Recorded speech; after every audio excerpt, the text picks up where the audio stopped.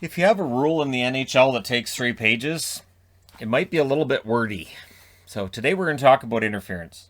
And again, this summer, we'll display what these look like when I'm out and about and with subscribers again.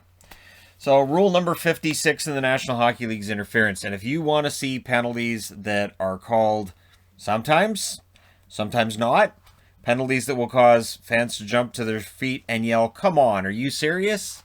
Interference might be the number one call for that. Because again, it's all about body position, which is in real time tough to gauge. I've mentioned this in other videos, I'll mention this here. If you get a chance to watch a hockey game at ice level and really get a feel for how fast everything happens and how quickly referees have to make these decisions, you get a greater appreciation for just how difficult that job is, because it is a very difficult job. We have all the replays and all of that, and they don't. Now, someday they may change it to where, referees have access to all the replays and they're able to, decide whether something is or isn't a penalty. Maybe you make it so that penalties can be challenged, where a coach looks at the replay and goes, all right, we're going to challenge it. And again, it's a penalty if you're wrong. So maybe it becomes a double minor or it gets taken off the... Anyways, it gets kind of tricky at that point because we don't want referees on every single play going over and looking at replays, because you're going to make the game one heck of a lot longer at a time where the NHL's tried to make the game shorter. So, interference. A strict standard on acts of interference must be adhered to in all areas of the rink. Right on that first sentence, I'm like, a strict adherence? Is it, though? Again, depends on the game, depends on the ref. Yeah. Body position. Body position shall be determined as the player skating in front of or beside his opponent, traveling in the same direction.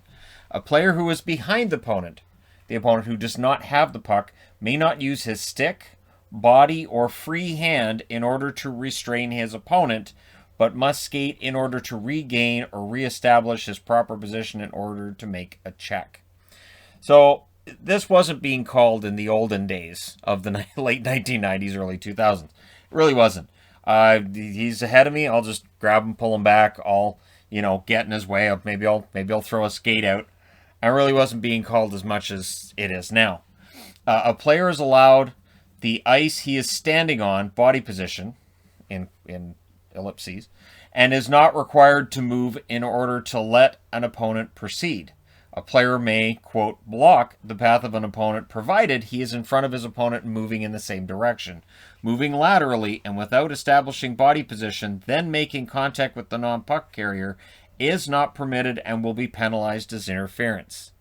Can you see how in real time at full speed, this can be really hard to gauge? It'd be really, really hard to gauge this. Again, we have the benefit of the replay. This is why when I talk about certain penalties, and I understand why they called it, because in real time, I get what they saw. They're like, all right, so this guy blocks out that guy. Yeah, that's a penalty. That's interference. Then we look on the replay and we go, did he though? Yeah, but I understand why they called it, because in real time, I get what they saw.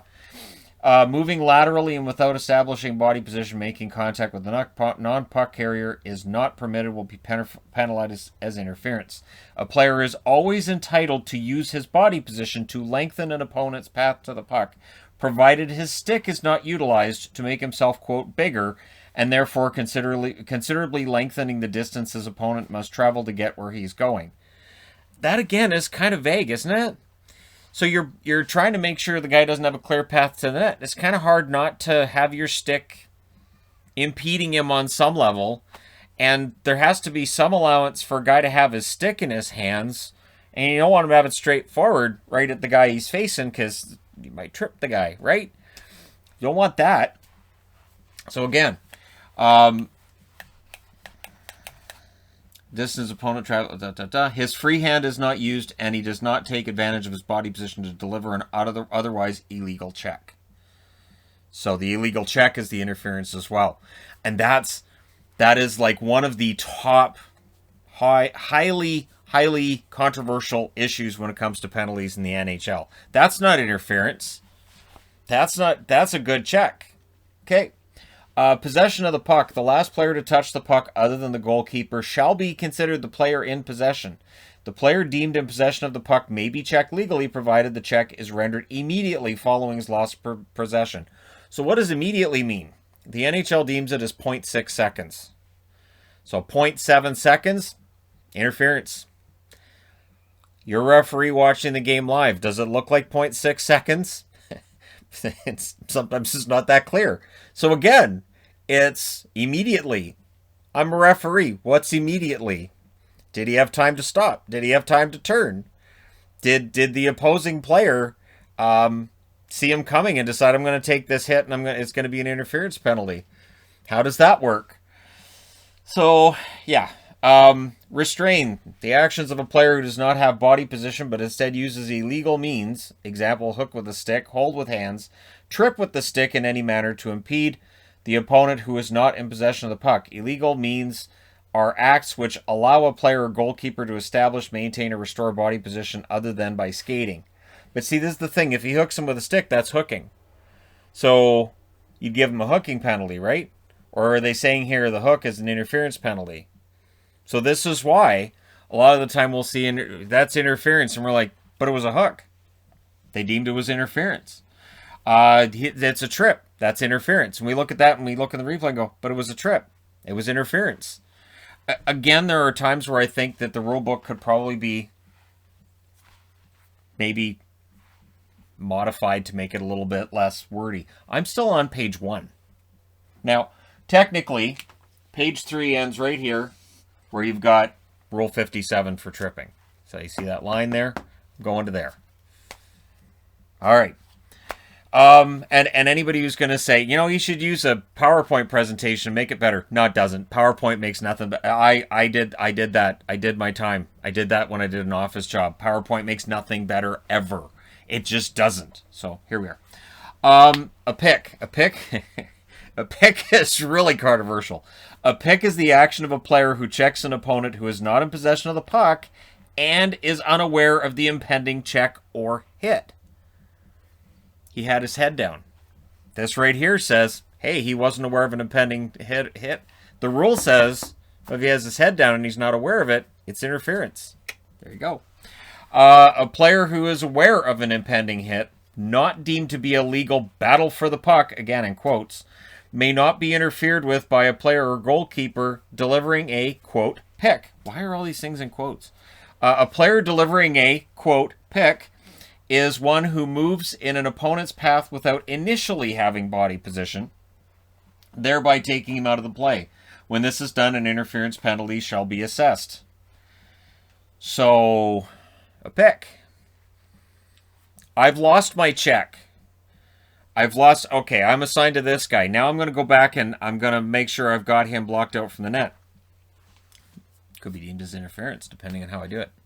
So you got to watch that. Free hand. When a free hand is used to hold, pull, tug, grab, or physically restrain an opponent from moving freely, this must be penalized as holding.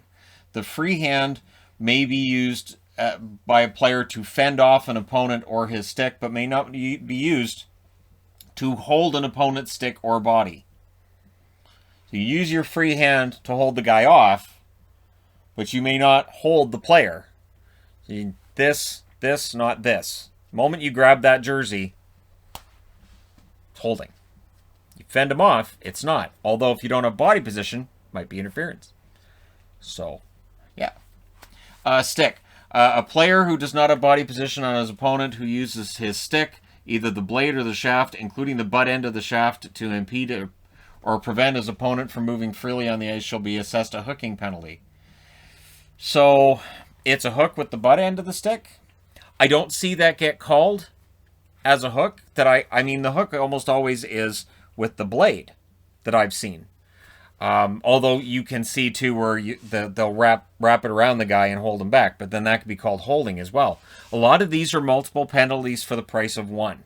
Where a referee watching can go, all right, this is interference, hooking, holding. I can call any of the three.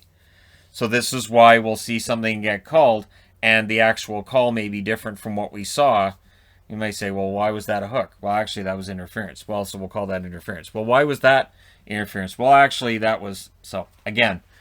Minor penalty for interference shall be imposed, and it gets into all of these things being a minor penalty. Not reading through every section. The appropriate penalty according to the player rules shall be assessed when a player on the players or penalty bench gets involved with an opponent on the ice during a stoppage in play. The player or players involved may be subject to additional sanctions appropriate pursuant to Rule 28 supplementary discipline. So, if a guy reaches over from the bench, gets involved, that's a penalty. And obviously. We really don't see that, though. I have to say, it's pretty... I always watch, too, when there's the scrums going on along the boards. I always watch the guys on the bench to see if any of them kind of, flick the nose of an opponent or anything like that. Most of the time, that doesn't happen. There are times where a guy might have his stick up against the boards and doesn't exactly move it out of the way when the other guy's head's coming in. But generally, guys on the bench are pretty good. A bench minor shall be imposed when an unidentifiable player on the player's bench or penalty bench or any coach or non-playing club personnel who by means of stick or his body interferes with the movements of the puck or any opponent on the ice during the progress of play. I don't know that I've ever seen anybody on the coaching staff pick up a stick and decide he's going to get involved with what's going on the ice. That could be really entertaining if that did happen. It could lead to a brawl, absolutely. But, yeah, and that's a bench minor. Major penalty, the referee at his discretion may assess a major penalty based on the degree of violence. And again, this is a problem with the NHL where they say the degree of violence. Okay, what's the degree of violence? You might look and say that's a really good check. And somebody else might look and go, that's really violent. We've had that over the last couple of weeks.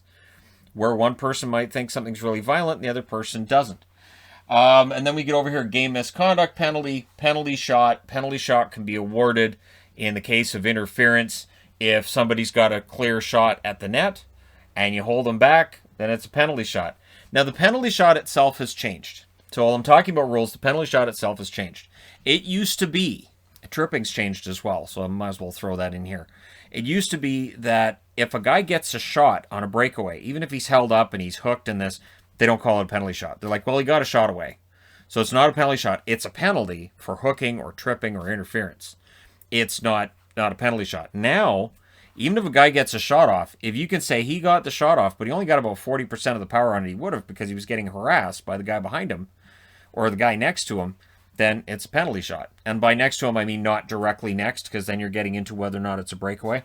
But yeah, if he's interfered with or tripped or held or something like that and he doesn't get a really good shot off, then it's a penalty shot. Tripping has changed as well. It used to be if you got the puck and then you cut the feet out from underneath somebody, you didn't get the penalty. It'd be, well, you got the puck. Now, that doesn't seem to be as big of a deal as it used to be. Now it feels like they're a little more liberal with, yeah, that's tripping. So we don't see as much of, well, he got the puck, though. Because there were instances where, yeah, the guy would get the puck and then just, cut the legs out from underneath the guy because, well, I got the puck. And so it feels like that gets called a little bit more than it used to. But we don't see, and then also we don't see as many instances of guys, it feels like anyways, taking those nasty trips on a guy just because, well, I got the puck first. So, fines and suspensions. We don't see very many fines and suspensions for interference. But again, interference is this nebulous term of sorts. You can see why it's nebulous. And again, when guys are moving at 30 kilometers an hour and you're on the ice and you're trying to make this decision and you've got the whole ice in front of you, it can be hard to see this, especially when these things happen behind the play. And interference happens behind the play all the time. You could call, I'd estimate, 10 interference penalties a game where you've got two guys behind the net that just won't leave each other alone. And they're both interfering with each other. And it might turn into a slap fight. It might turn into them also cross-checking each other. So now you've got interference, cross-checking. You might have hooking. You might have unsportsmanlike conduct if the microphones are up high enough. Like, there's a lot of things that can be called there. And, I don't know. I don't know how you would clarify all of this. But the fact that you're going, okay, so the body position, the pick is a questionable one as well, only because the argument of what is and isn't a pick, it really kind of depends on the puck, and it depends on the player, and you can have that argument of, well, he's allowed to be there or he's not allowed to be there.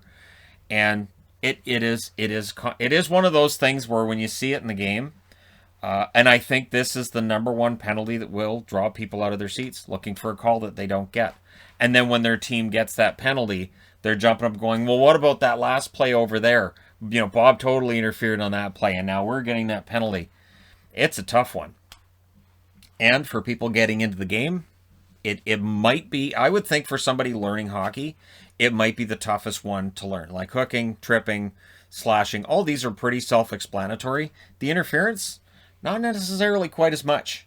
So, but that's okay, because if you're coming over from the National Football League to start watching hockey, pass interference seems to be iffy at times too. Where I'll go, that should have been pass interference. Why wasn't? Oh, that wasn't pass interference? Okay. They ruled that non-catchable. Well, it might be because he beheaded the guy before the ball got there, but all right. So, yeah. And the awarded goal and penalty shot, there's always arguments about that as well. But it is a tough one to call. Let me know your thoughts in the comment section below, as always. Don't forget to hit like and subscribe if you're browsing your way through. You just happened upon this video. And so the question I have for everybody watching this is interference, that restraining foul of restraining fouls, is it the most tough to call and tough to spot, and maybe the most inconsistently called penalty in the National Hockey League? There's the question. Let me know your thoughts. Hit like and subscribe if you're browsing your way through. You just happened upon this video. And hey, thank you guys so much for watching, for all your support. I'll talk to you again soon.